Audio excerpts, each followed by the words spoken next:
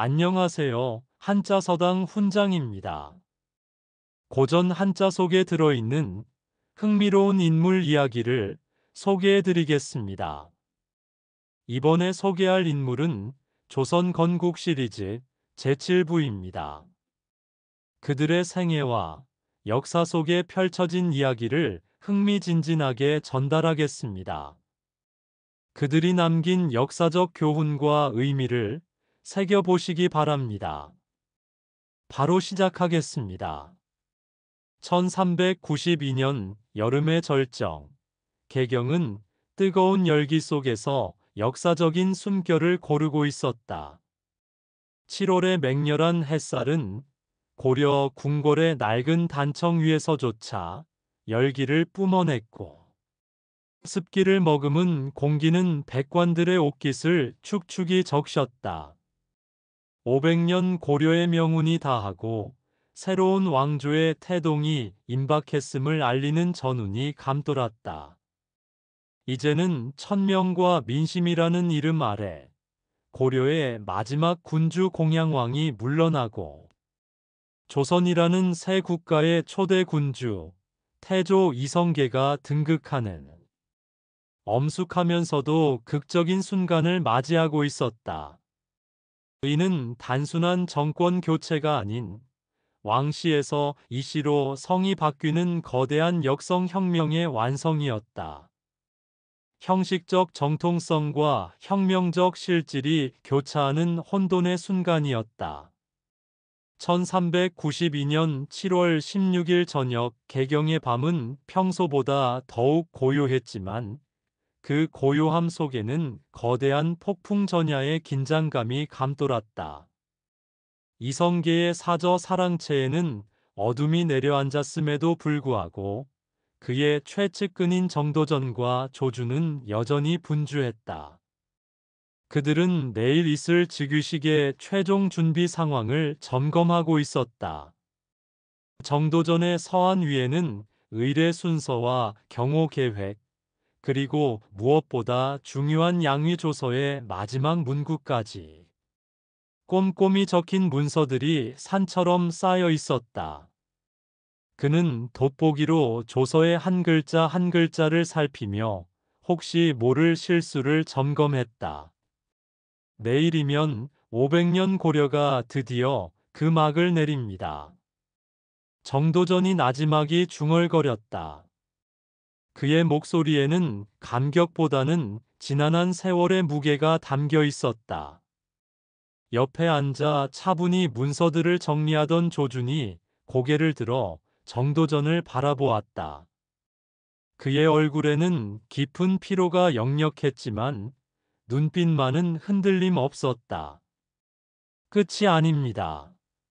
정도전 대감. 오히려 새로운 500년이 시작되는 것입니다. 어둠이 짙어야 새벽이 오는 법. 백성들의 오랜 고통을 끝내고 새로운 희망을 만드는 일. 그것이 우리의 대업이 아니겠습니까? 조준의 말에 정도전은 고개를 끄덕였다. 그들의 복잡한 심경 속에는 오랜 꿈이 드디어 현실이 된다는 희열과 동시에 역사 앞에 선 자들의 막중한 책임감이 교차하고 있었다. 그 시각, 사랑채와 멀지 않은 곳에 위치한 이성계의 거처에는 정막만이 감돌았다. 그는 촛불조차 밝히지 않은 어둠 속에서 홀로 앉아 있었다. 밖에서는 매미 소리가 길게 울었다. 이 모든 것이 하늘의 뜻이라 했던가? 아니면 내 안에 꺼지지 않는 야망이 이 길을 택하게 한 것인가? 그의 머릿속에는 스쳐 지나가는 수많은 얼굴들이 있었다. 죽은 최영의 원망 섞인 얼굴, 폐위된 우왕과 창왕의 비극적인 모습, 그리고 무엇보다 요동정벌을 멈추고 회군하던 날밤, 피로 물든 말 위에서 자신을 바라보던 백성들의 절규. 이 모든 순간들이 그의 막중한 책임감을 더하고 동시에 500년 사직을 무너뜨렸다는 깊은 회한에 빠지게 했다. 과인이 과연 이 거대한 짐을 짊어질 자격이 있는가? 그는 자신에게 근본적인 질문을 던졌다. 즉위의 영광보다는 막중한 책임감과 과거의 잔영이 그의 마음을 짓눌렀다.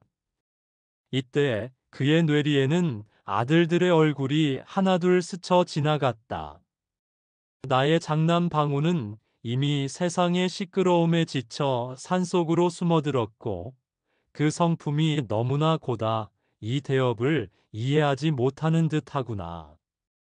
그 아이의 순수함이 이 피비린내 나는 정치판에서는 오히려 짐이 될 터. 이성계는 길게 한숨을 쉬었다. 그러나 곧 그의 눈에는 날카롭게 빛나는 아들 이방원의 얼굴이 떠올랐다. 24살의 젊은 나이에도 아버지의 뜻을 헤아리고 정도전과 함께 거침없이 개혁의 칼날을 휘두르던 그의 모습. 방원이 그 아이는 이 혼란스러운 난세를 평정할 담대함과 지략을 갖추고 있지. 허나 저 정도전의 이상이 방원이의 야망과 언젠가 부딪힐 날도 오겠지. 자식들에 대한 복잡한 상념 속에서도 그는 문득 자신의 어깨를 짓누르는 무게를 느꼈다. 이제 돌아갈 수 없다. 내가 아니면 누가 이 혼란을 끝낼 수 있단 말인가. 하늘은 이미 고려를 버렸고 민심은 새로운 군주를 갈망하고 있다. 그는 눈을 감고 지난 세월의 모든 것을 응시하며 마음을 다잡았다. 내일이면 그는 더 이상 이성계가 아니라 새로운 나라의 시조가 될 것이었다. 같은 시각, 고려의 낡은 궁궐 깊은 곳, 협소한 처소에 갇힌 공양왕은 달빛만이 희미하게 스며드는 방에서 불안한 밤을 보내고 있었다. 내일이면 자신이 왕위에서 물러난다는 것을 그는 이미 알고 있었다. 내일이면 이 덧없고 무거운 굴레에서도 벗어날 수 있겠구나. 그의 입에서 작은 한숨이 새어나왔다. 어리지만 자신의 처지를 너무나 잘 알고 있었다. 허수아비 왕으로 지낸 지난 시간, 이성계 세력의 강압에 시달리고 때로는 구신들의 눈물을 보며 극한의 내적 갈등을 겪어야 했다. 모든 것이 정해진 대본에 따라 움직이는 꼭두각시 인생이었다. 그의 눈빛에는 두려움과 함께 이 모든 굴레에서 벗어나게 해줄 해방의 느낌도 희미하게 감돌았다. 하지만 깊은 좌절감과 함께 찾아온 무력한 안도감이 그의 마음을 더욱 비참하게 만들었다. 그는 골룡포를 움켜쥐었다.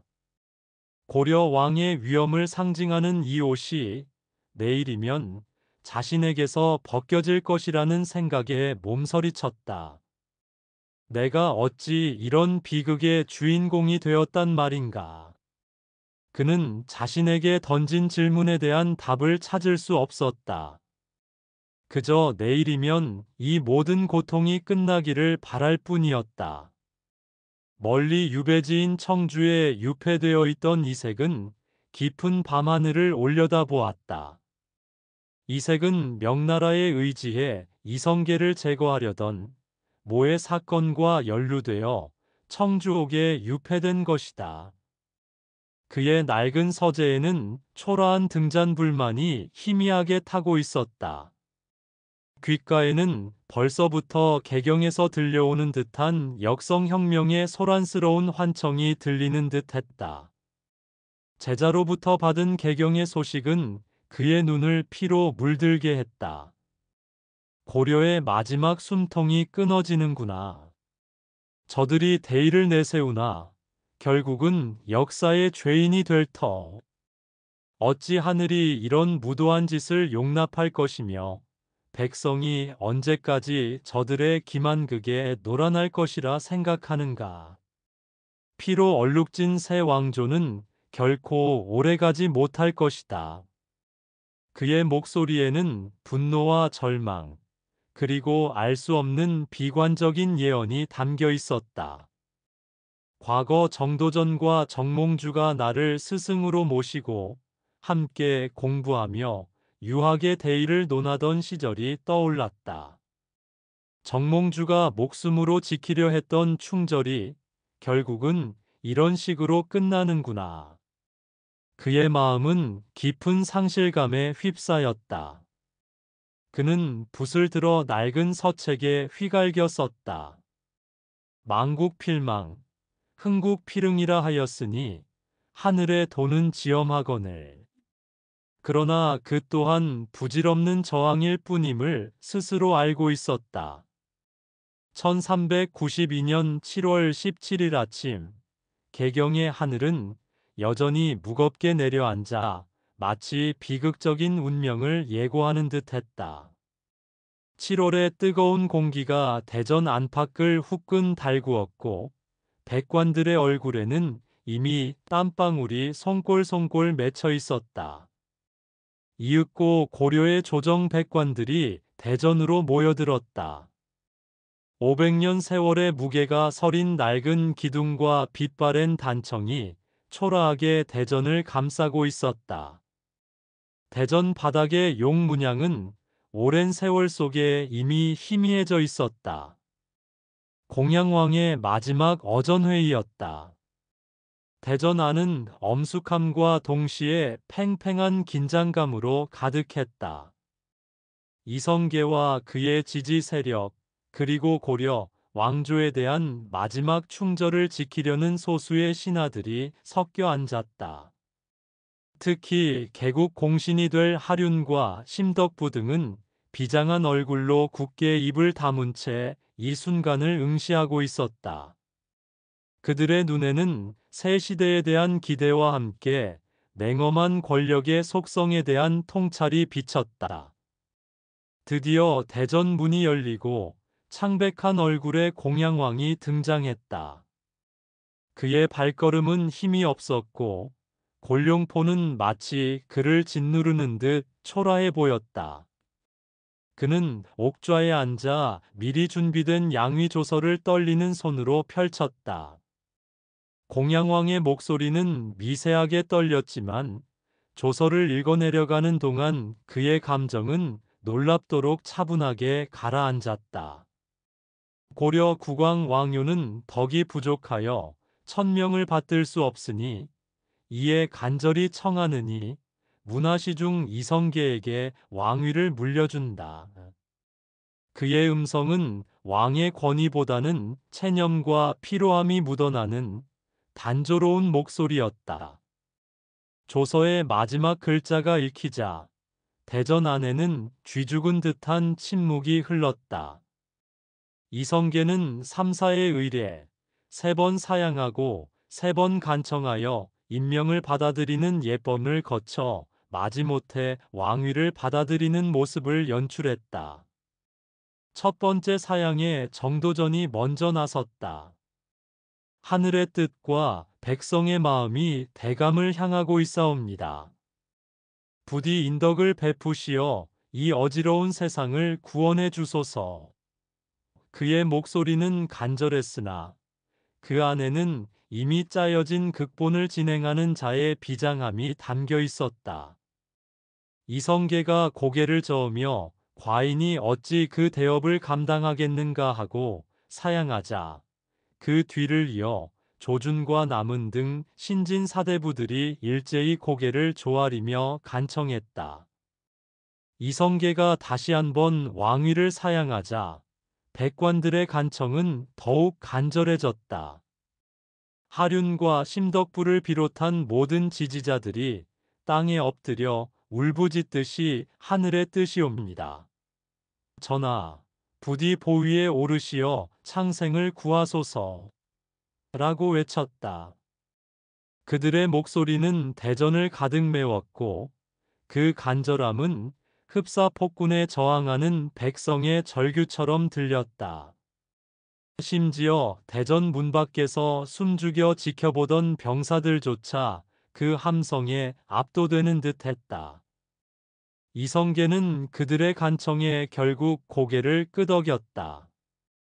대업을 거절할 수 없어 하늘의 뜻을 받듭니다. 그의 표정에는 고뇌와 결의가 교차했다. 이 모든 과정이 엄숙하고 침통한 분위기 속에서 진행되었지만 이미 대전 안의 누구도 이 의례가 그저 형식에 불과함을 알고 있었다.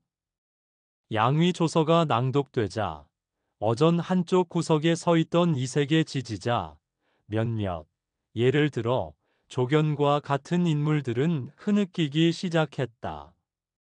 그들은 차마 소리내어 울지는 못했으나 떨리는 어깨와 일그러진 얼굴은 고려 왕조의 비극적인 종말에 대한 무언의 저항이자 마지막 절규와 같았다. 몇몇은 굳게 눈을 감고 고개를 돌려버렸으며 어떤 이는 입술을 깨물어 피를 흘리는 모습이었다. 김저와 같은 고려의 충신들은 500년 사직이 이 한순간에 무너지는구나 하며 바닥에 엎드려 통곡했다. 그들의 침묵과 절규는 이성계 세력의 승리만큼이나 거대한 패배의 그림자를 대전 안에 드리웠다. 이 모든 광경을 지켜보던 이방원의 눈빛은 흔들림 없었다. 그의 마음속에는 아버지의 위협에 대한 경외심과 함께 권력을 쟁취하기 위해 감내해야 할 냉혹한 현실에 대한 날카로운 깨달음이 자리하고 있었다. 아버지의 대업이 이렇게 완성되는구나. 피를 보고 나서야 왕좌에 오를 수 있는 것이 바로 난세의 이치인가. 그러나 저들의 눈물, 그 또한 언젠가 나의 길이 될 수 있다. 그는 훗날 자신이 걸어갈 길에 대한 복잡한 상념에 잠겼다.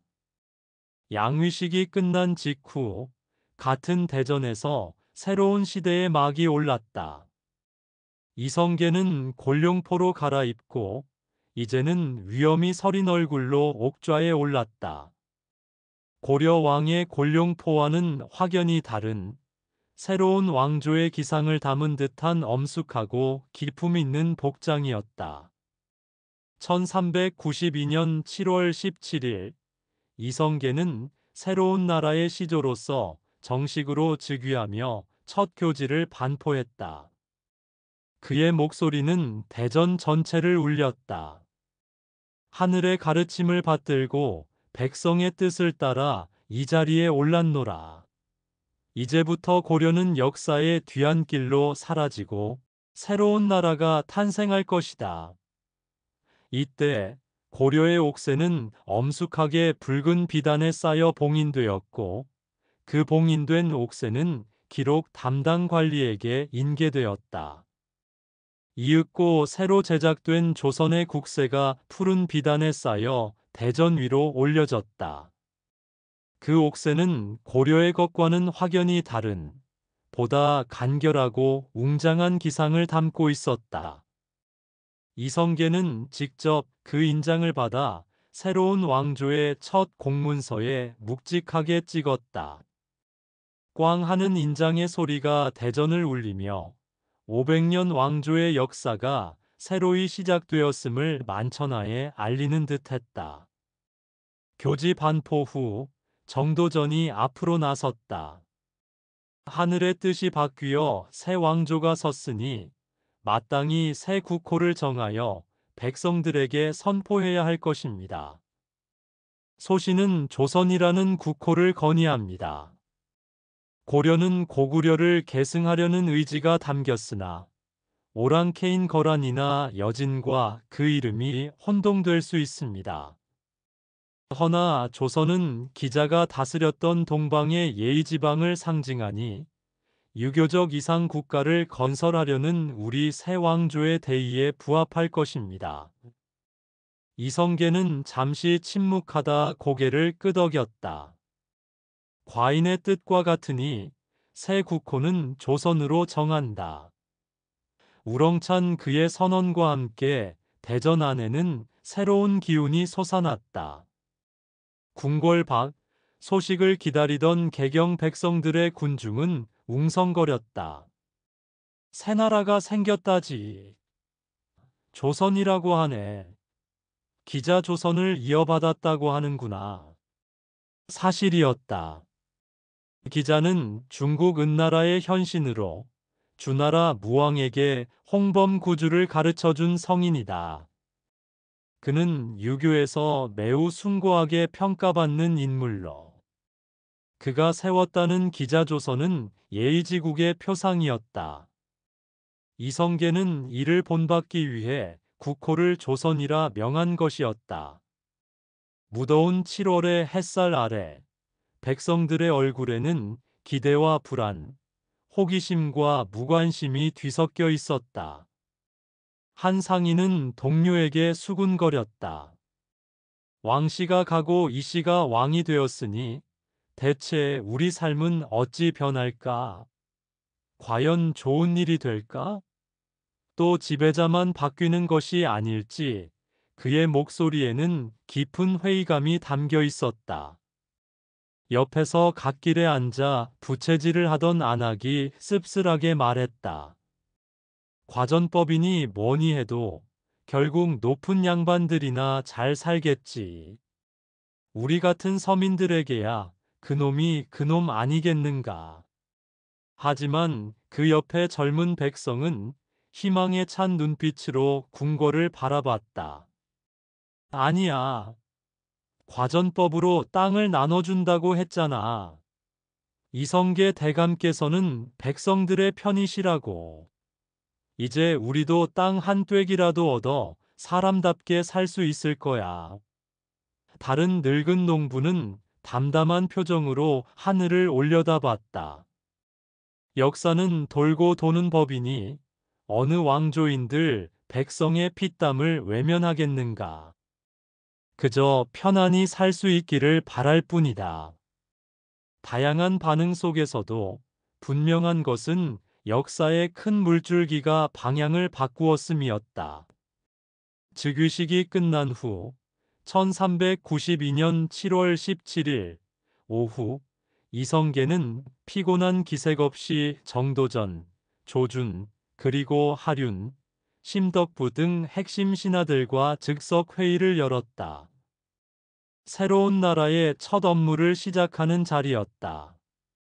이제 왕위에 올랐으니 가장 시급한 과제부터 처리해야 할 것이요. 개경은 낡고 권문세족의 잔재가 너무 깊이 박혀 있어. 새로운 나라에는 새로운 기상에 맞는 수도가 필요합니다. 이성계가 먼저 운을 뗐다. 정도전이 즉시 답했다. 전하의 말씀이 옳습니다.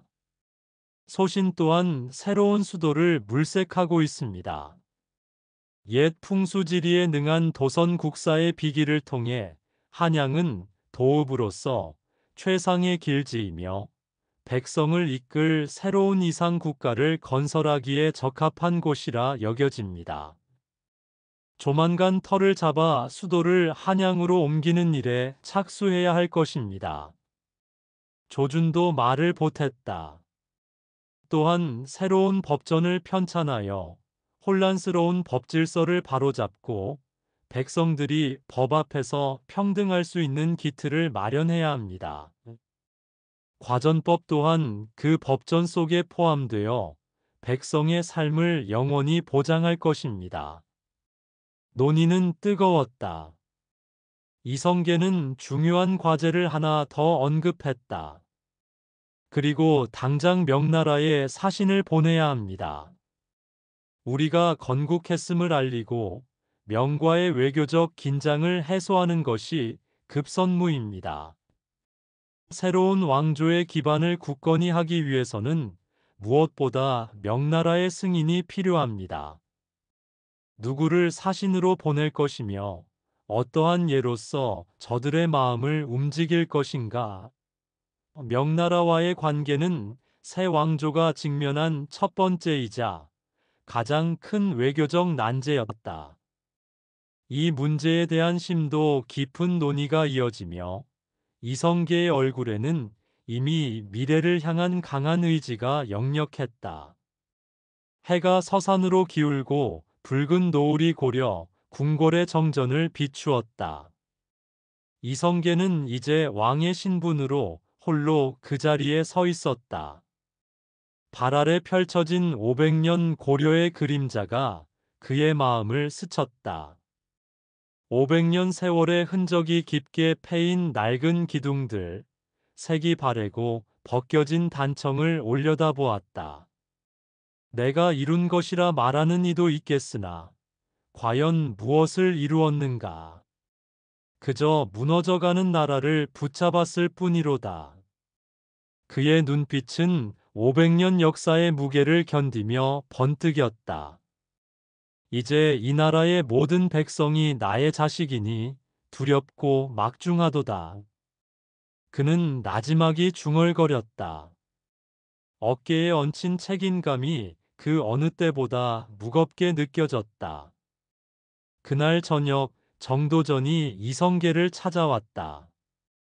개경의 어둠이 완전히 내려앉은 후였다. 하늘의 뜻을 받들어 대업을 이루신 것을 진심으로 축하드립니다. 정도전이 깊이 허리 숙여 예를 올렸다. 이성계는 그의 어깨를 두드렸다. 축하는 때 이른 것이요. 모든 것은 이제부터 시작이요. 백성을 편하게 하는 길이 멀고도 험하니 정도전 대감과 조준 대감 그리고 모든 충신들이 함께 힘써 주시오. 두 사람은 창밖 어둠 속에 잠긴 개경을 바라보았다. 멀리 불빛 하나둘이 보였다.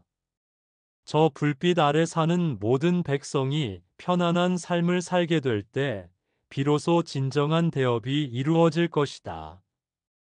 이성계는 깊은 시선으로 조선의 미래를 생각했다. 고려라는 낡은 옷을 벗어던지고 조선이라는 새로운 옷을 입을 날이 멀지 않았음을 모두는 직감했다. 진정한 혁명은 이제부터 시작이었다. 1394년 여름, 풀벌레 소리 가득한 계절이었다. 개경에서 한참 떨어진 한강 북쪽, 우거진 숲과 야트막한 야산만이 드넓게 펼쳐진 땅 위로 뭉게구름이 피어올랐다. 이곳은 아직 이름 없는 황량한 벌판이었지만 그 너머 삼각산의 기상과 유유히 흐르는 한강의 물줄기는 이미 천년 도읍의 운명을 예고하는 듯했다. 산자락을 따라 불어오는 여름바람은 갈대와 억새풀 사이를 스치며 미세한 파동을 만들었고 간간이 들리는 산새들의 지저귀문 고요한 대자연 속에 숨겨진 웅장한 잠재력을 노래하는 듯했다. 바로 이곳에 새로운 왕조 조선의 심장이 세워질 예정이었다. 옛 왕조의 그림자를 완전히 지워내고 백성을 하늘처럼 섬기는 유교 이상 국가를 실현하기 위한 거대한 꿈이 이 황량한 땅 위에서 구체적인 형태로 발현될 참이었다. 새로운 나라 조선을 세운 지 2년, 태조 이성계는 오랜 숙고 끝에 새로운 수도로의 천도 결정을 내렸다. 1394년 7월, 한양으로 향하는 이성계의 수레는 먼지를 뿌리며 길을 나섰다. 수레 안에는 태조 이성계와 정도전이 마주 앉아 있었다. 7월의 강렬한 햇살이 수레 안으로 비쳐들었다. 정도전은 주례를 인용하며 한양이 갖춘 이상적인 수도 조건을 설명했다. 전하, 한양은 북으로 백악산을 등지고 남으로는 한강을 띠고 있으니 진정한 배산 임수의 지세입니다. 동쪽에는 낙산, 서쪽에는 인왕산이 솟아나 도성을 두르기에 더할 나위 없는 천혜의 요새입니다. 또한 이 땅은 삼각산의 기상이 서려 있고 나라의 중앙에 위치하여 사방의 기운을 모으는 이상적인 터전입니다. 이곳이야말로 만세토록 이어갈 왕업의 본거지라 할 것입니다. 정도전의 눈빛은 한양의 황량한 터전 속에서 이미 위대한 도시의 미래를 보고 있었다. 태조 이성계는 그의 설명을 듣는 내내 얼굴에 드리워진 깊은 그림자를 거두지 못했다. 개경의 구세력들은 여전히 천도에 반대하고 있어. 수도는 백성이 사는 곳이지 지맥만 보는 것이 아니다. 재정 낭비다. 더구나 국방상 외적에게 노출되기 쉬운 곳이다며 사방에서 불평의 목소리가 들려온다. 이 또한 내가 감당해야 할 짐인가? 그의 목소리에는 권력을 잡았음에도 여전히 남아있는 백성의 안위에 대한 진심 어린 우려와 더불어 지난 혁명의 피로함이 묻어 있었다. 정도전은 고개를 들어 이성계의 눈을 똑바로 바라보았다. 전하, 비록 지금은 황량하나 이 터전은 고려의 낡은 사상과 구세력의 흔적에서 완전히 벗어날 수 있는 유일한 공간입니다. 개경에 머물러서는 낡은 시대를 청산할 수 없습니다. 새 술은 새 부대에 담아야 하는 법입니다. 하늘의 뜻과 백성의 염원이 모두 이 한양에 모여 있습니다. 우리가 이곳에 새로운 도읍을 세워야만 비로소 조선의 기틀이 굳건히 세워지고 만세토록 이어갈 왕업의 초석이 다져질 것입니다. 정도전의 확고한 설득에 태조 이성계는 눈을 감았다. 긴 침묵 끝에 그의 입에서 짧은 한숨과 함께 결연한 목소리가 흘러나왔다. 좋소. 경의 뜻대로 하라. 이 나라의 모든 것을 이 한양에 담으리라. 새로운 시작에 대한 기대와 함께 다시금 휘몰아칠 격변의 폭풍에 대한 불안감이 수레 안에 교차하는 순간이었다.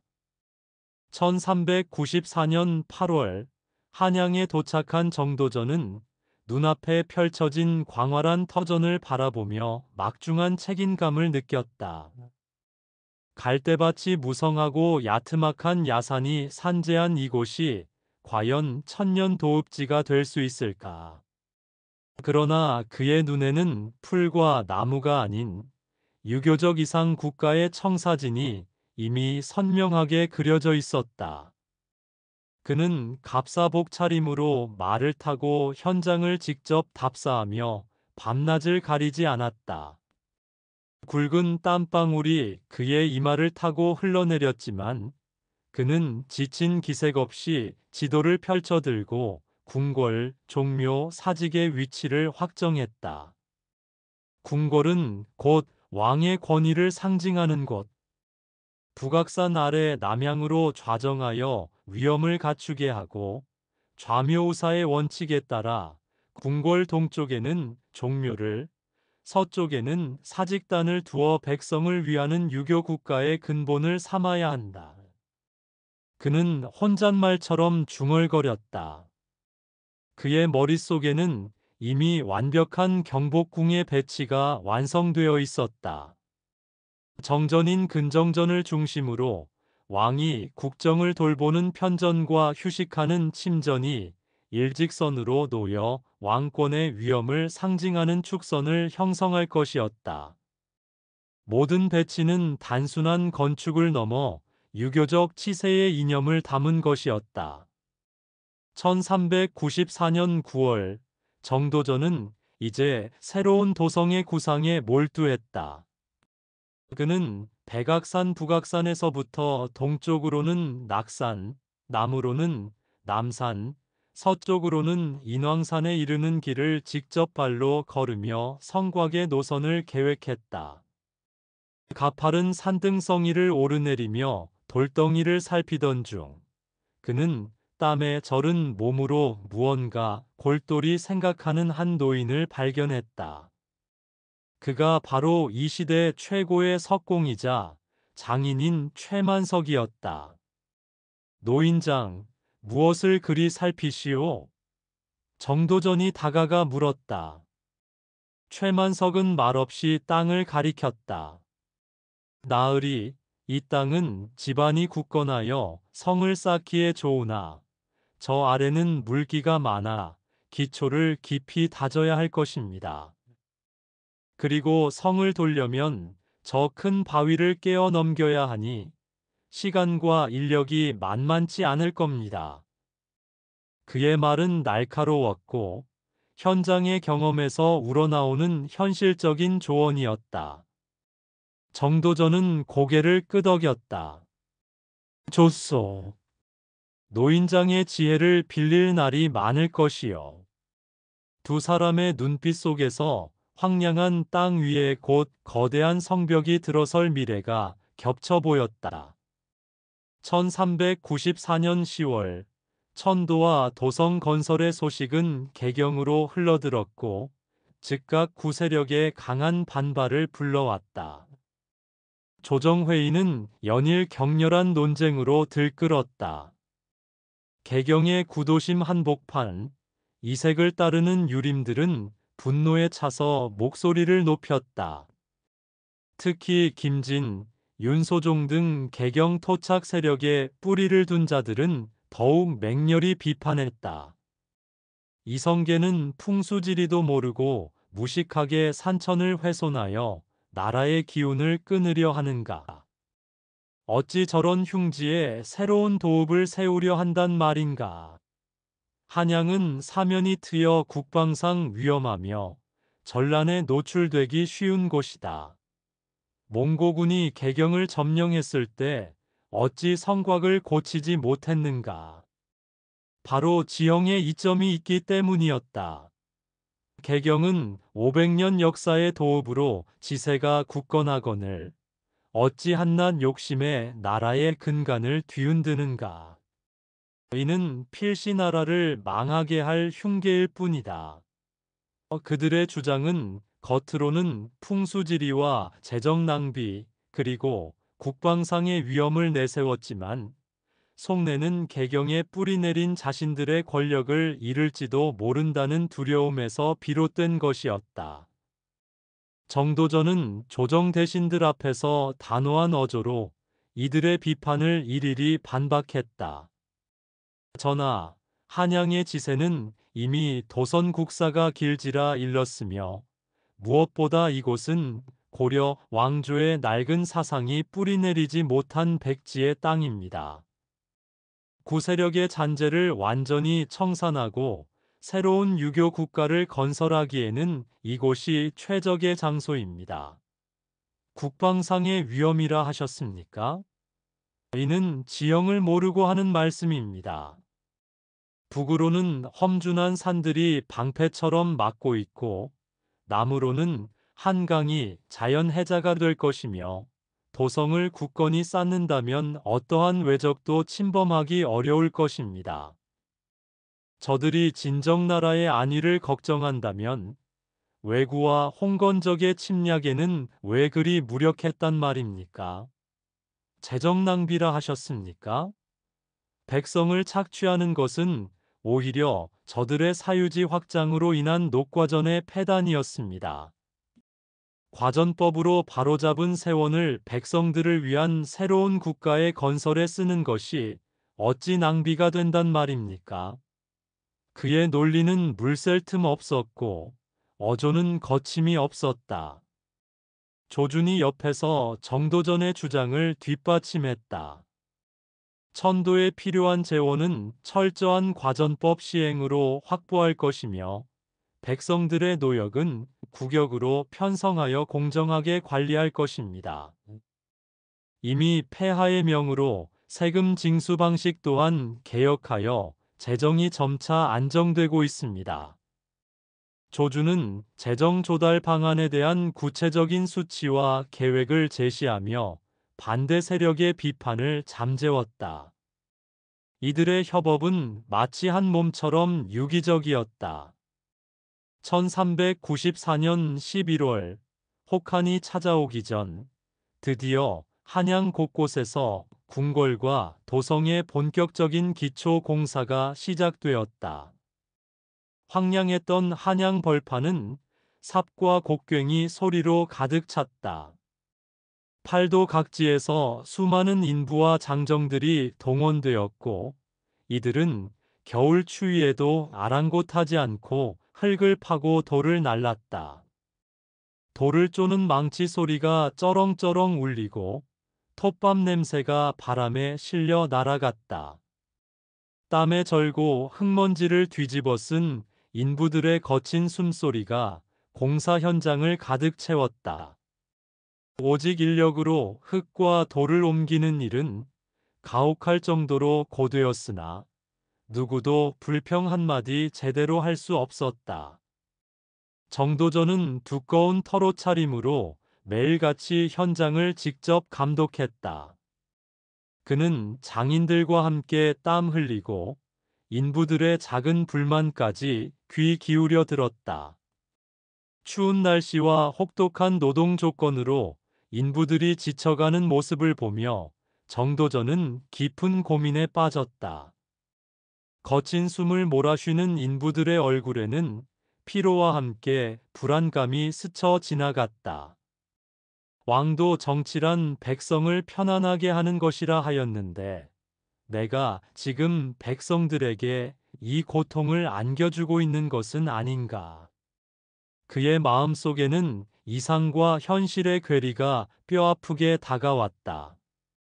1394년 12월과 1395년 1월, 한양은 매서운 칼바람과 함께 혹독한 겨울을 맞았다. 땅은 꽁꽁 얼어붙어 삼날이 쉬이 박히지 않았고, 인부들은 발을 동동 구르며 언 땅을 파내야 했다. 공사 현장은 잠시 숨을 고르듯 주춤했지만 정도전의 열정은 식을 줄 몰랐다. 그는 차가운 서재에 앉아 조선경 국전 지필에 몰두했다. 부인 민씨가 밤늦도록 불을 밝히는 그를 위해 따뜻한 차와 약식을 날랐다. 대감, 궁궐의 기둥은 나무로 세우지만 대감의 마음은 믿음으로 지탱해야 합니다. 전하께서도 그 마음을 아시겠지요. 민씨 부인의 나지막하고 따뜻한 위로는 정도전에게 큰 위안이 되었다. 그의 붓끝은 쉬지 않았다. 궁궐의 물리적 건설만큼이나 중요한 것은 국가 운영의 법제적 기초를 세우는 것입니다. 만세토록 이어갈 나라의 법도는 오직 유교적 대의명분 아래서만 이루어질 수 있습니다. 그는 낮은 목소리로 중얼거렸다. 그의 눈에는 이미 완성된 법전의 모습이 그려지는 듯했다. 태조 이성계는 혹한 속에서도 공사 현장을 틈틈이 시찰했다. 수레에서 내려 직접 공사 진척 상황을 점검하고 정도전의 손을 잡으며 그를 독려했다. 경의 노고가 크오. 부디 건강을 해치지 않도록 조심하시오. 모든 것이 경의 손에 달렸으니. 이성계의 따뜻한 격려에 정도전은 깊이 허리 숙였다. 왕과 신하 사이에 깊은 신뢰가 오가는 순간이었다. 1395년 2월, 혹한이 절정에 달하자 결국 공사는 잠시 멈추어야 했다. 그러나 멈춘 것은 건물의 물리적인 부분뿐이었다. 정도전은 인부들의 고통을 외면할 수 없었다. 그는 재정 담당자인 조준에게 파격적인 지시를 내렸다. 조준 대감, 인부들에게 적절한 휴식을 보장하고 혹독한 추위를 견딜 수 있도록 식량을 충분히 보급하시오.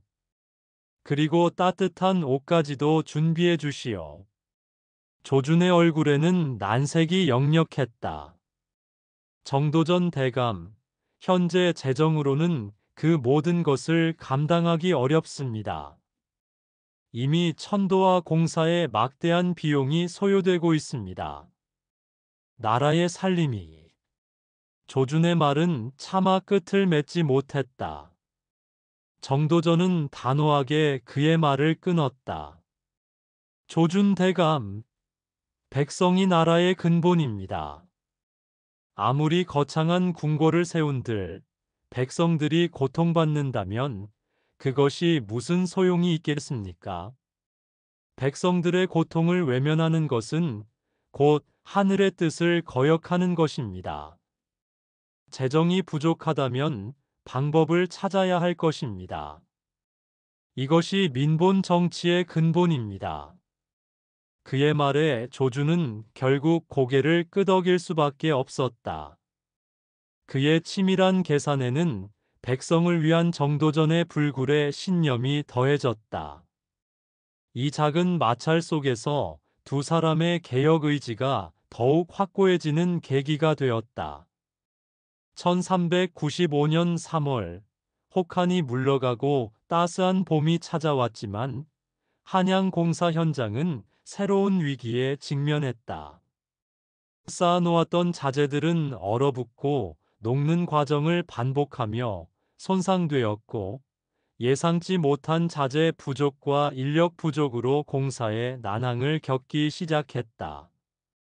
늦은 봄, 갑작스러운 폭우로 언덕이 무너져 내리면서 운반 중이던 자재들이 휩쓸려가는 사고도 발생했다. 장인 최만석이 정도전의 처소로 다급히 찾아왔다. 그의 얼굴에는 깊은 고민이 서려 있었다. 대감, 큰일 났습니다. 근정전의 핵심인 들보를 올리는 일이 기술적으로 너무 어렵습니다. 들보가 너무 크고 무거워 기존의 방식으로는 도저히 들어 올릴 수 없습니다. 자칫하면 애써 올린 기둥들마저 무너질 판입니다. 최만석의 목소리에는 절망감이 묻어 있었다. 정도전은 미간을 찌푸렸다. 공사가 지연되면 개경 세력의 비판이 더욱 거세질 것이 뻔했다. 그는 며칠 밤낮을 고심했고 결국 독창적인 해결책을 제시했다.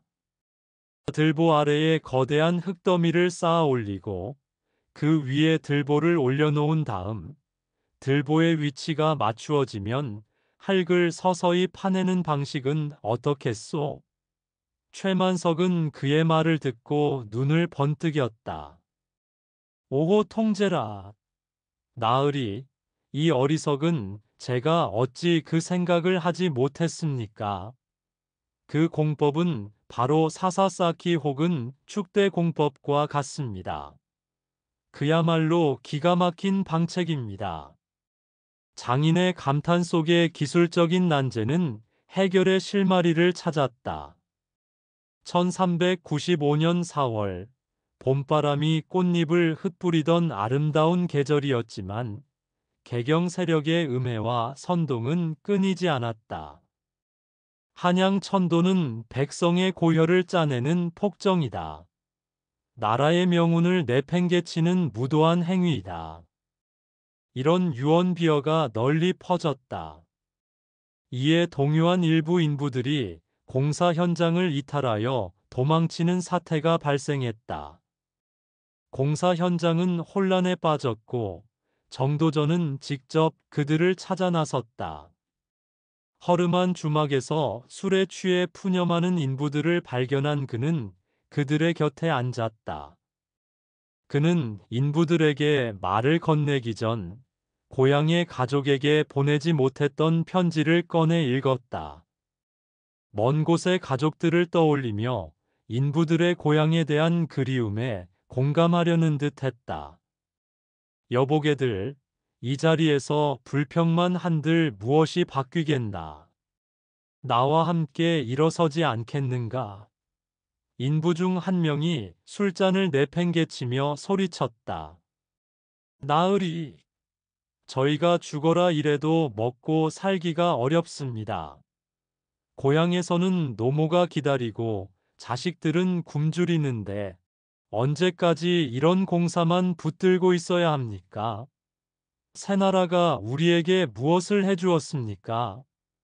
그들의 분노는 타당했다. 정도전은 고개를 숙였다. 미안하오. 그대들의 고통을 모르는 바는 아니요. 허나 이 공사는 단지 궁궐을 짓는 것이 아니요.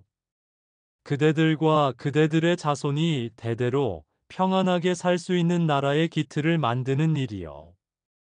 지금의 고통은 잠시이나 이 일이 완성되면 우리는 영원히 평화로운 조선을 후대에 물려줄 수 있을 것이요.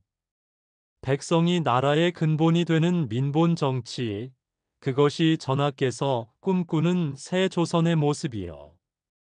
이 대의를 믿고 나를 도와주시오. 정도전의 진심 어린 설득과 함께 그의 눈에서 백성들을 향한 뜨거운 연민이 비쳤다. 일부 인부들은 그의 말에 수긍하여 다시 현장으로 돌아왔고, 민심은 조금씩 수습되기 시작했다. 그러나 인부들의 술렁거림을 귀 기울여 듣던 다른 무반 공신들은 저들의 말을 흘려들었다. 문신들이 백성의 환심을 사려 애를 쓰는군. 정작 중요한 것은 칼의 힘인데. 그들의 입가에는 냉소적인 미소가 걸려 있었다. 그들은 정도전 같은 문신이 천도라는 대역사를 독점하는 것에 대해 질투와 불만을 감추지 못하고 있었다. 1395년 5월에서 6월, 초여름의 뜨거운 햇살이 쏟아지는 가운데 공사는 마침내 안정 궤도에 오르기 시작했다. 거대한 들보가 하늘로 치솟고 경복궁의 핵심인 근정전의 기둥들이 하나둘씩 굳건하게 자리를 잡았다. 그 기둥들은 단순한 나무나 돌덩이가 아니었다. 새로운 왕조의 희망과 이념을 담은 듯 하늘로 우뚝 솟아 있었다. 정도전은 공사 현장에 서서 하늘을 찌를 듯 솟아난 기둥들을 올려다보았다. 그의 얼굴에는 지난 1년간의 고생과 회한, 그리고 자부심이 뒤섞여 있었다. 이제 곧 이곳에서 새로운 역사가 시작될 것이다. 그는 그 기둥들을 보며 새 왕조의 굳건한 미래를 상상했다. 백성들의 땀과 혼이 깃든 기둥들이었다. 1395년 7월과 8월, 한양은 무더위 속에서도 위용을 드러내기 시작했다. 궁궐의 주요 전각들이 그 웅장한 골격을 완성해 갔다. 정도전은 태조 이성계와 함께 막바지 공사가 한창인 궁궐 내부를 걸었다. 폐하, 이곳은 정전인 근정전이옵니다. 국조의 존엄과 백성의 화합을 상징하며 모든 중요 국가 대사가 이곳에서 결정될 것입니다. 그리고 이곳은 편전인 사정전이옵니다. 폐하께서 나랏일을 생각하고 처리하시는 공간입니다. 그리고 저 안쪽은 침전인 강령전이옵니다. 폐하의 안녕을 비는 뜻을 담았습니다. 정도전은 각 전각의 이름과 그에 담긴 유교적 의미, 그리고 상징성을 하나하나 설명했다. 이성계는 고개를 끄덕이며 연신 감탄사를 내뱉었다. 경의 지혜와 열정이 없었다면 어찌 이런 위대한 도읍을 세울 수 있었겠소. 태조 이성계의 눈빛에는 만족감과 함께 정도전을 향한 깊은 신뢰가 담겨 있었다. 한편, 뒤편에서 이를 지켜보던 이성계의 다섯째 아들 이방원은 아버지의 눈빛 속에 담긴 정도전에 대한 신뢰를 읽어냈다. 그의 얼굴에는 감탄과 함께 미묘한 질투, 그리고 날카로운 경계심이 스쳐 지나갔다. 정대감의 재주는 가히 따를 자가 없구나. 허나 아버지의 마음을 너무 깊이 차지하고 계시는 것은 아닌지. 황량했던 벌판에 이토록 웅장하고 아름다운 도시가 건설될 줄은 그 누구도 상상하지 못했다.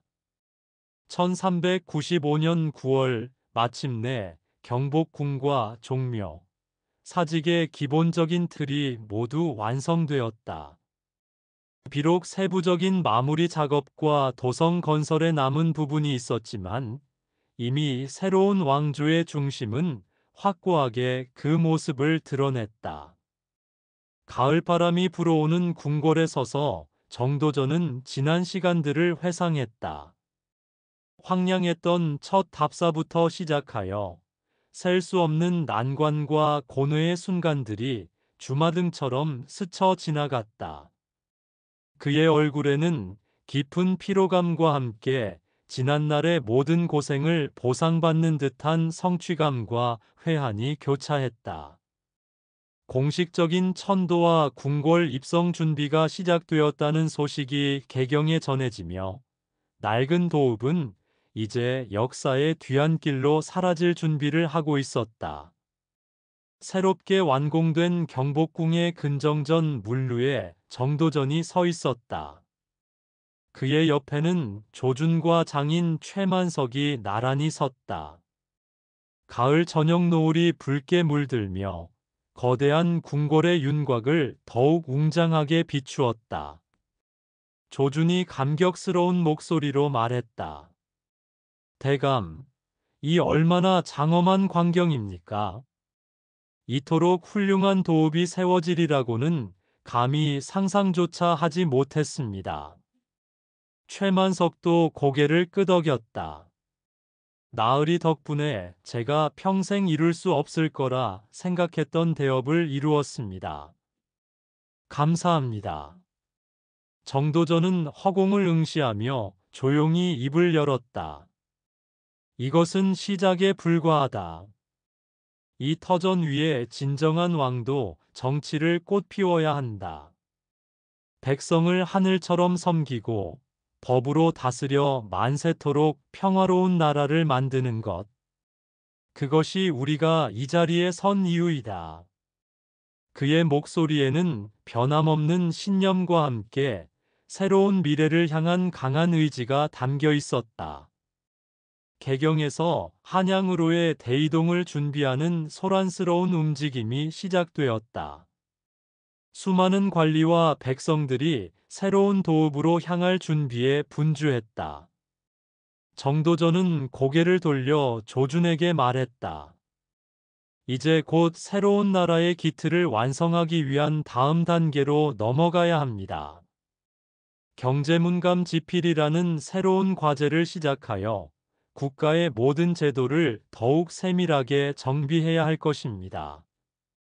그러나 이 웅대한 꿈이 흔들리지 않으려면 개경에 남아 웅동하는 옛 기운을 늘 경계해야 합니다.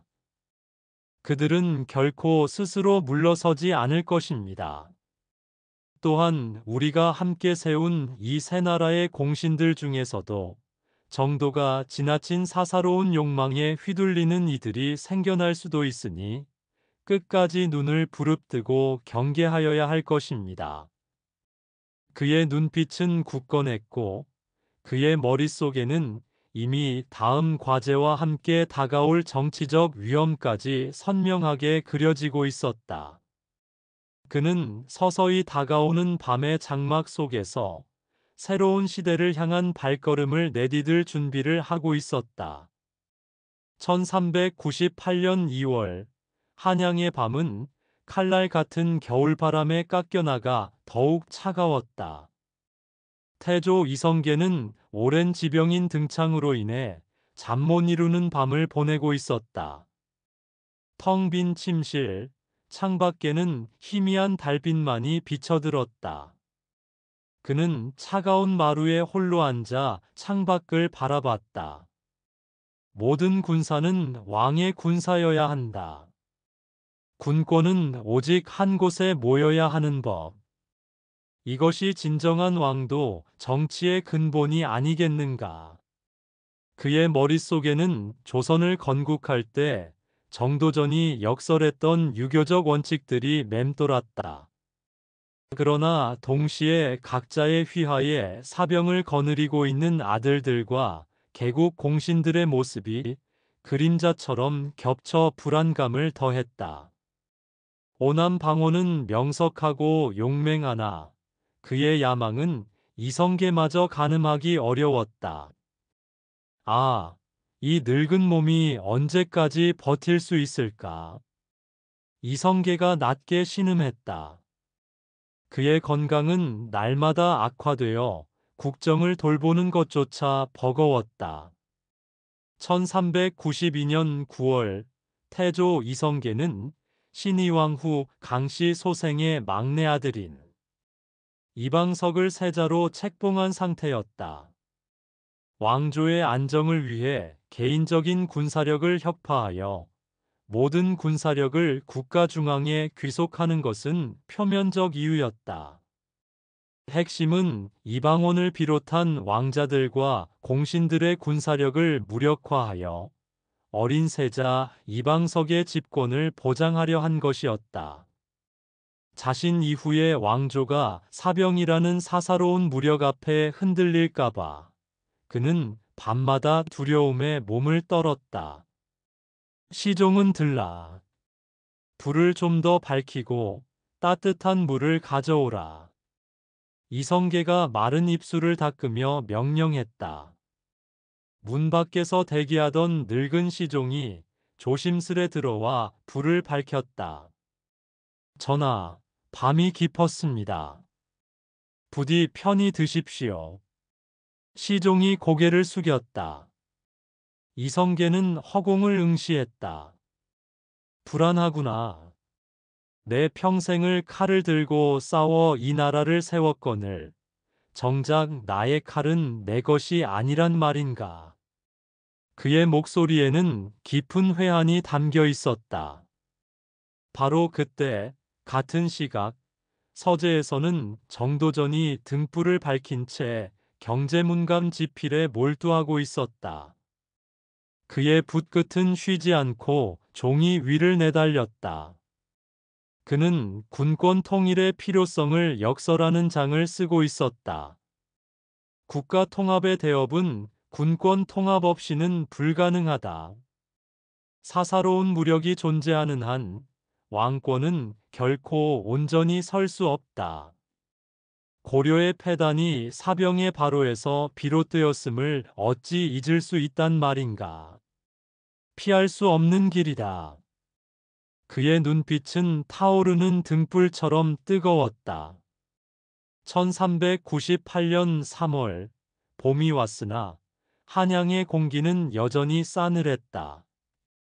이성계는 주요 측근들을 소집한 비밀회의에서 처음으로 사병혁파를 공식적으로 제기했다.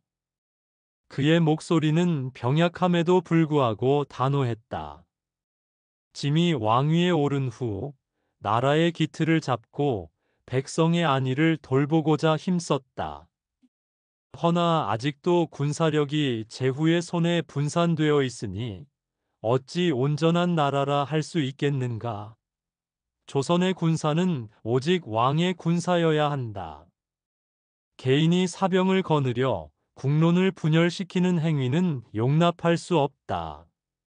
사병을 혁파하여 국가의 병력으로 통합할 것이다. 회의실에는 팽팽한 긴장감이 감돌았다. 정도전이 이성계의 말을 적극적으로 지지하고 나섰다. 그의 목소리는 열변을 토하는 듯 뜨거웠다. 전하의 말씀이 지당하십니다. 1392년 9월 어린 이방석이 세자로 책봉되자 정도전은 즉시 세자사에 임명되었다. 세자사는 세자의 교육을 총괄하는 최고 책임자다.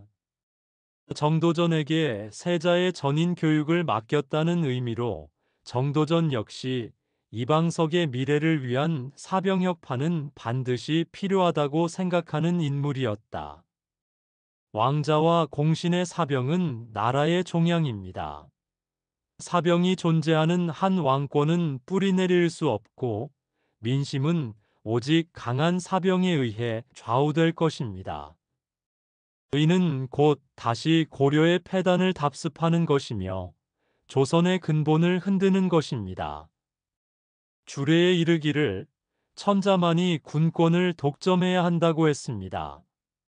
즉시 사병을 혁파하여 군사력을 국가에 귀속시켜야 합니다. 자리에 있던 판삼사사 이자색 등 일부 신하는 고개를 끄덕이며 동의의 뜻을 비쳤다. 정대감의 말씀이 옳습니다. 이처럼 사병이 난립한 상황에서 어찌 온전한 나라라 할 수 있겠습니까? 그러나 다른 신하들은 대부분 침묵을 지켰다. 한 대신은 애써 기침하며 시선을 회피했다. 또 다른 이는 고개를 숙인 채 손가락만 꼼지락거렸다. 그들의 시선은 조심스럽게 좌우를 살폈고 이미 이성계의 아들인 이방원의 강력한 세력을 의식하는 듯 보였다. 회의실을 감싸는 침묵 속에서 사병 혁파가 결코 쉽지 않은 길임을 모두는 직감했다. 1398년 4월 이성계의 사병 혁파 논의는 꼬리에 꼬리를 물고 한양을 비롯한 전국으로 빠르게 퍼져나갔다. 사람들의 입을 통해 소문은 순식간에 눈덩이처럼 불어났다. 저작거리의 백성들도 술렁였다. 아니, 사병을 없앤다니? 그럼 우리 같은 평민은 누구 밑에서 농사를 짓고 누가 우리를 지켜준다는 말이요? 한 나이든 농부가 걱정스레 말했다. 젊은 상인이 코웃음을 쳤다. 옛날처럼 탐욕스러운 호족들의 사병이 다시 백성을 수탈하면 어찌합니까? 나라의 군사만이 백성을 지켜야 옳은 법이지. 정안대군 이방원은 이 소식을 듣고 자신의 저택에서 휘하 장수들을 모아놓고 격한 분노를 터뜨렸다. 사병 혁파라니. 정도전 대감께서는 과연 무엇을 하려 하시는가? 우리들의 피와 땀으로 세운 나라가 아니던가. 압록강 얼음을 깨고 요동벌을 누비며 왜구의 칼날을 받아내며 폐하의 칼날이 되어왔던 것은 누구였는가? 바로 우리였다. 우리의 힘으로 직접 원수들을 물리치고 이 땅에 조선을 세웠거늘 이제 와서 우리 군사들을 모두 빼앗겠다니 이것이 무슨 꼴이냐? 그의 목소리는 단호했고 눈빛에는 불꽃이 이글거렸다. 이방원의 말 한마디 한마디에 휘하 장수들은 고개를 끄덕이며 동조했다. 대군마마의 말씀이 옳습니다. 소신들, 대군마마를 위해 언제든 목숨을 바칠 각오가 되어 있사옵니다. 그들은 주먹을 불끈 쥐며 충성심을 맹세했다. 이들의 사병은 단순히 고용된 병력이 아니었다.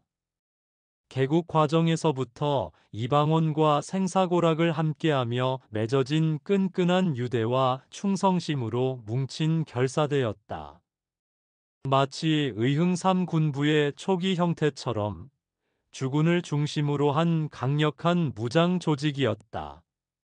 남은, 하륜 등 이방원의 주변에는 개국 이래 가장 강력한 무장 세력이 결집되어 있었다. 그들은 모두 사병 혁파가 자신들의 목줄을 죄는 행위임을 직감하고 있었다. 한편 왕세자 이방석은 불안한 얼굴로 정도전의 서재를 찾았다. 그는 정도전에게 속삭이듯 물었다. 정대감, 과연 형님 방언이 순순히 사병을 따를 리 만무하지 않습니까?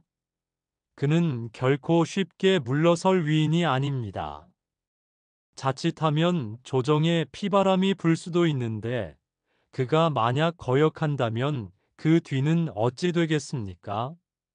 저는 피를 보는 것은 원치 않습니다. 이방석의 목소리에는 어쩔 줄 모르는 불안감과 우유부단함이 가득했다. 정도전은 차가운 표정으로 대답했다. 세자께서는 염려 마십시오. 왕명은 곧 하늘의 명입니다. 왕명에 불복하는 자는 그 누구도 용서받지 못할 것입니다. 그것이 바로 조선이 지향하는 군주의 나라입니다. 이 대업 없이는 조선의 만세 안녕은 없습니다. 그의 말은 단호했지만 이방석의 얼굴에는 더욱 깊은 불안감만 드리워졌다. 1398년 5월 태조 이성계의 건강은 더욱 악화되어 국정을 돌보는데 어려움을 겪는 지경에 이르렀다. 침상에 누운 채 흐릿한 눈으로 천장만 바라보는 날이 많아졌다. 이 모든 것이 내 불찰인가? 이성계는 희미한 목소리로 중얼거렸다. 정도전은 이 기회를 놓치지 않고 왕권 강화라는 대의명분 아래 사병혁파령 초안을 마련하여 이성계에게 보고했다. 침상 머리에 앉은 정도전은 조용하지만 단호한 목소리로 초안의 내용을 읽어내려갔다. 모든 사병은 국가에 귀속되어야 마땅하며 왕자와 공신을 비롯한 어떤 개인도 사병을 거느릴 수 없도록 엄히 금합니다. 이를 어길 시에는 국가에 반하는 역모로 간주하여 처벌할 것입니다. 이성계는 눈을 감은 채 묵묵히 듣기만 할 뿐이었다. 63세인 그의 얼굴은 병색이 완연했지만 입술은 굳게 다물려 있었다. 얼마 후 이방원은 사병혁파령 초안의 내용을 듣고 분노에 휩싸였다.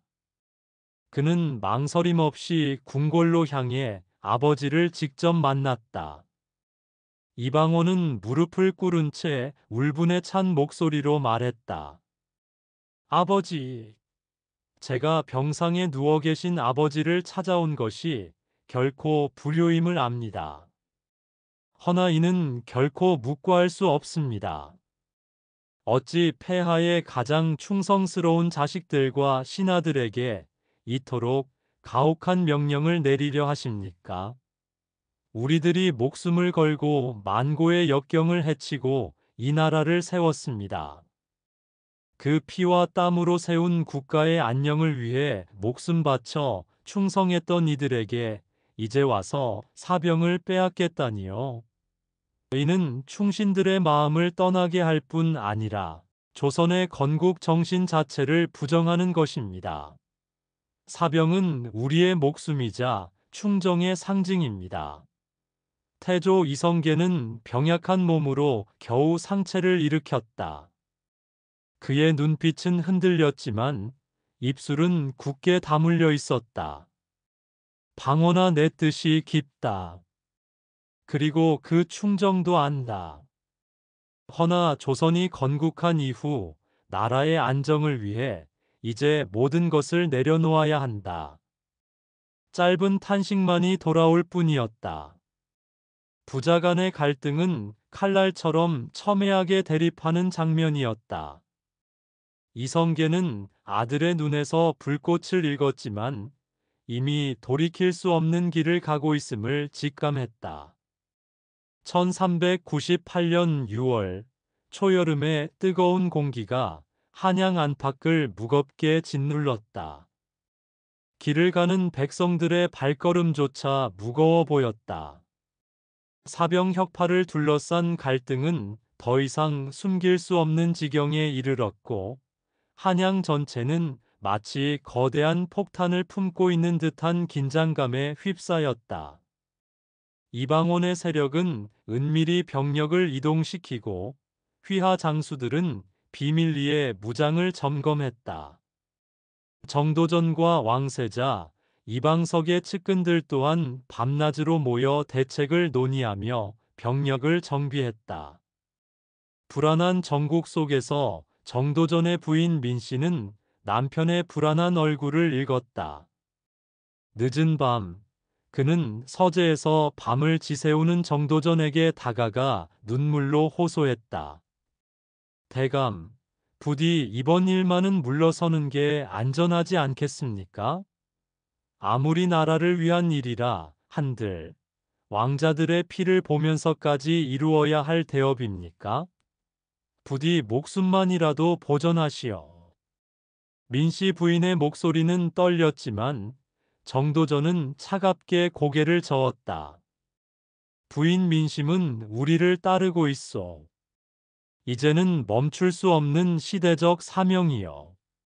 그의 머릿속에는 조선 건국 초 이방원과 함께 요동정벌을 논하며 의기투합했던 옛 시절이 스쳐 지나갔다. 그때는 조선 건국이라는 하나의 대의 아래 한 뜻이었건만 이제는 칼날이 서로를 향하는구나. 과연 우리는 모두를 위한 최선을 선택하고 있는가? 그의 눈빛은 굳게 닫힌 문처럼 단단했다. 나라를 위한 길이니 어쩔 수 없다. 물러서면 조선의 미래는 없다. 이 혁명은 반드시 완수되어야 한다. 같은 시각, 조주는 초조한 마음으로 정도전의 서재를 찾았다. 그는 걱정스러운 얼굴로 말을 건넸다. 삼봉, 너무 왕자들을 몰아세우면 오히려 역공을 당할 수 있어.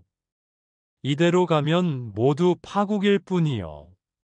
사병혁파의 대의는 인정하나 이는 개혁이 아니라 전쟁의 불을 지피는 일이 될 것이요. 어찌 형제간에 피를 흘리게 하려 하는가. 조준의 간곡한 만류에도 정도전은 흔들림 없었다. 조준 대감, 이미 돌이킬 수 없는 강을 건띔을 어찌하리요. 승자와 패자만이 남을 뿐이다. 국가의 근본을 바로잡는 일에 어찌 피를 두려워하겠는가. 조주는 더 이상 말을 잇지 못하고 고개를 떨구었다.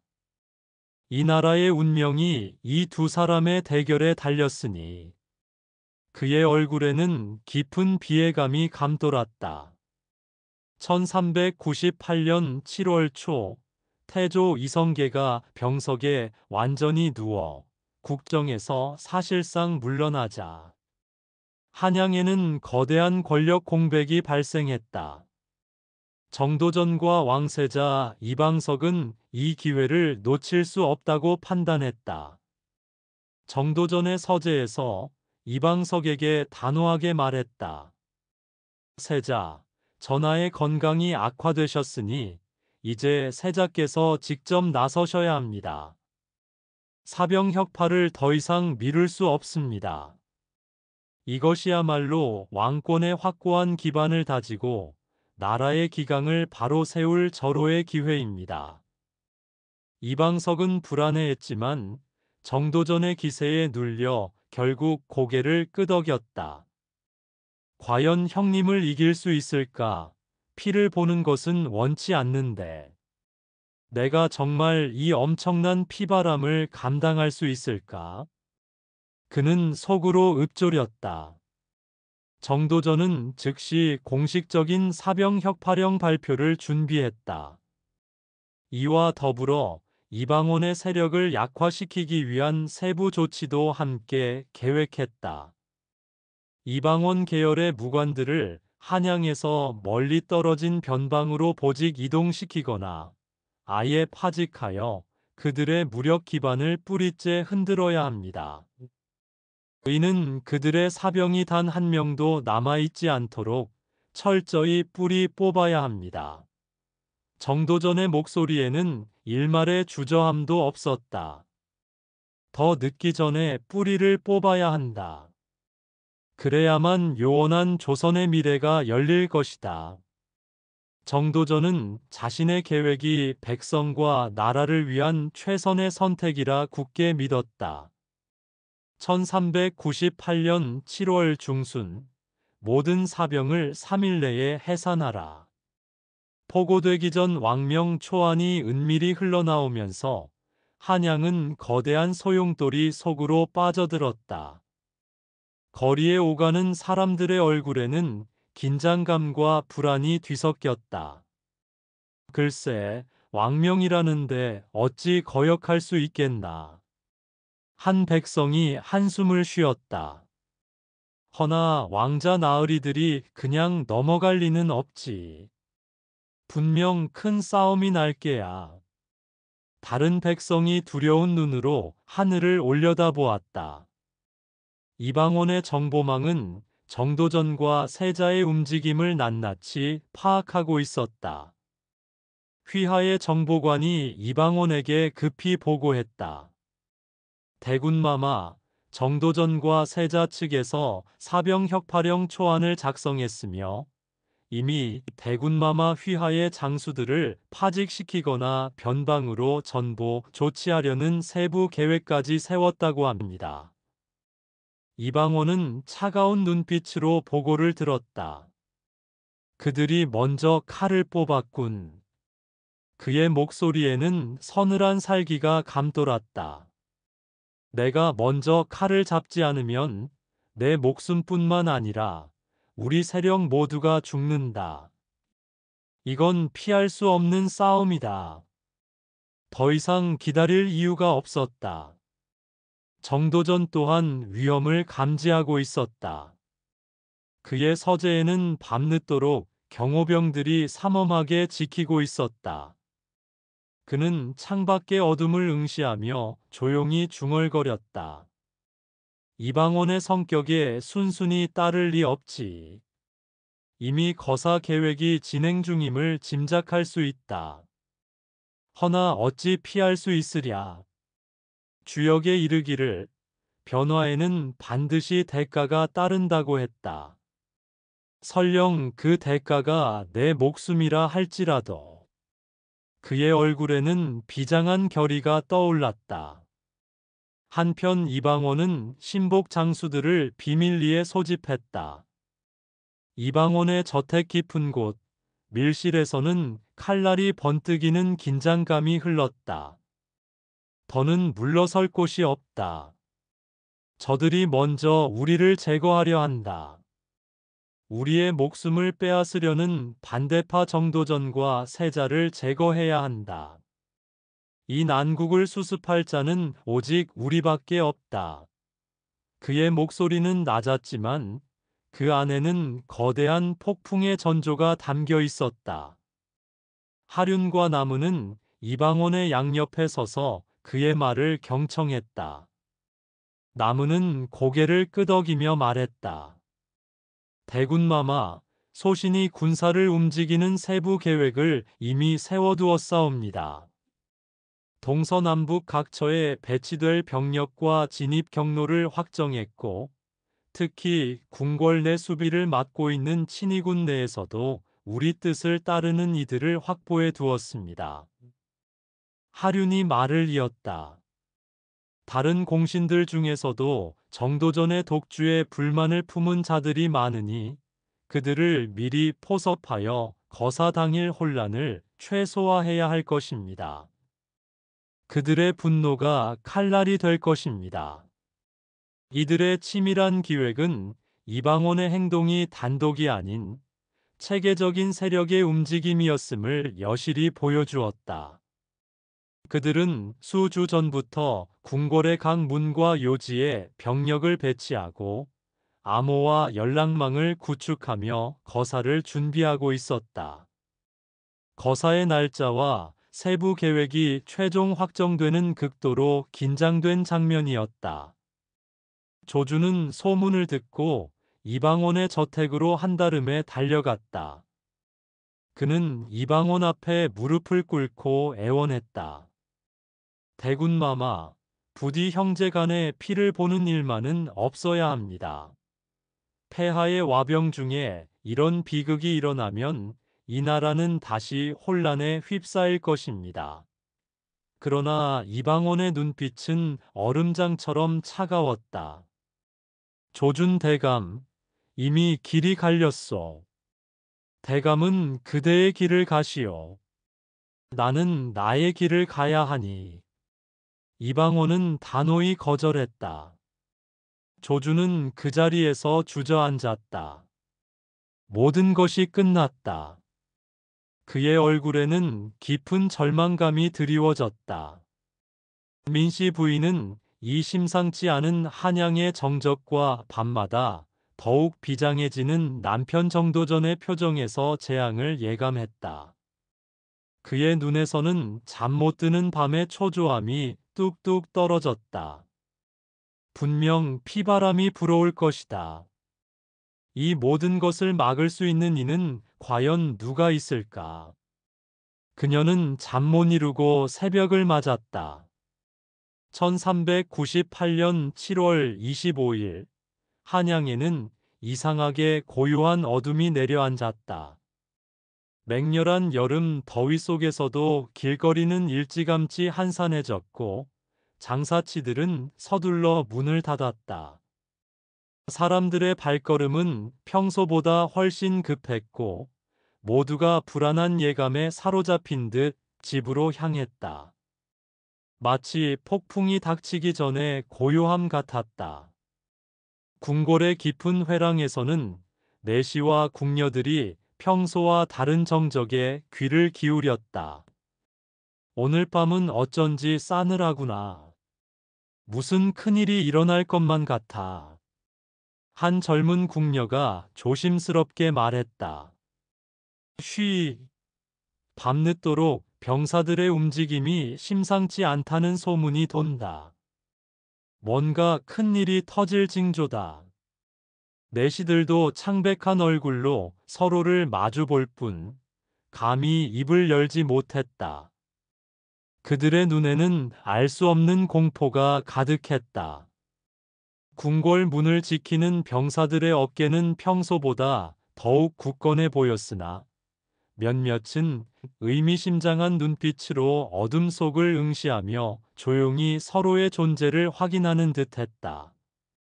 그들은 이미 이방원의 거사 계획에 동조하고 있었다. 이방원의 휘하 군사들은 각자의 위치에서 최후의 준비를 마쳤다. 병기들은 조용히 정비되었고 말발굽 소리조차 들리지 않게 천으로 감쌌다. 이방원은 갑옷을 입고 최후를 각오한 병사들에게 단짝 술을 나눠주었다. 우리의 대의는 하늘이 아실 것이다. 승리하여 살아 돌아오라. 그의 목소리는 낮았으나 모든 병사의 심장을 뒤흔들었다. 같은 시각 정도전은 서재에서 경제문감의 마지막 장을 쓰고 있었다. 그의 붓끝은 군권귀일이라는 글자 위에서 멈췄다. 군사력이 오직 왕에게 집중되어야 한다는 그의 지론의 결정이었다. 그는 붓을 놓고 창밖의 어두운 하늘을 바라보았다. 그 검은 밤하늘 한복판, 불현듯 한 줄기 별이 길게 꼬리를 그리며 떨어지는 것이 그의 눈에 보였다. 불길한 조짐이었다. 궁궐의 침실에서는 태조 이성계가 밤늦도록 기침을 하며 잠 못 이루고 있었다. 그 시각 이방원이 검을 뽑아들고 병사들 앞에 섰다. 어둠 속에 빛나는 그의 눈빛은 흔들림 없었다. 새벽에 움직인다. 그의 명령 한마디가 어둠을 갈랐다. 이제 피바람이 불어올 시간이었다. 8부에서 계속됩니다.